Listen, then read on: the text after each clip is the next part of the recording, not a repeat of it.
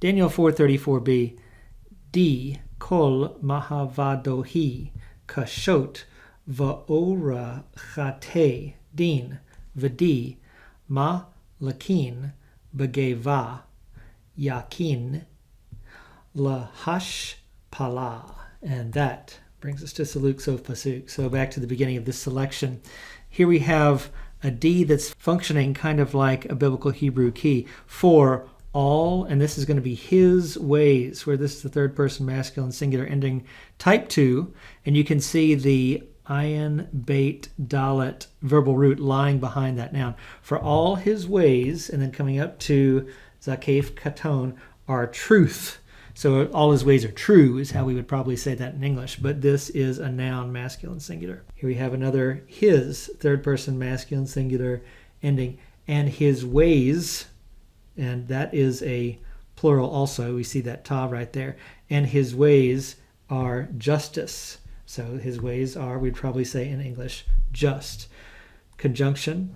And then D, and in this case, this relative is acting like who, those who, and then here we have walk, which is afel, participle, masculine plural, from the familiar hey, lamed, kaf verbal root.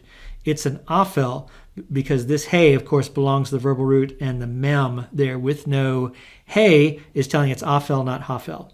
So those who walk in, and then coming up to zakef katan, of course, in pride, he is able. Here we have a pa'al, participle, masculine singular, from yod, kaf, lamed. He is able to humble. And then this is a hafel infinitive of shin, pei, lamed, where the hey is telling us it's a hafel, and the kametz hey is indicative of the infinitive. So from the beginning, for all his works are true, and his ways are just, and those who walk in pride, he is able to humble. So we notice there's a bit of a focus fronting of those who walk in pride. And that brings us to the end of chapter 4.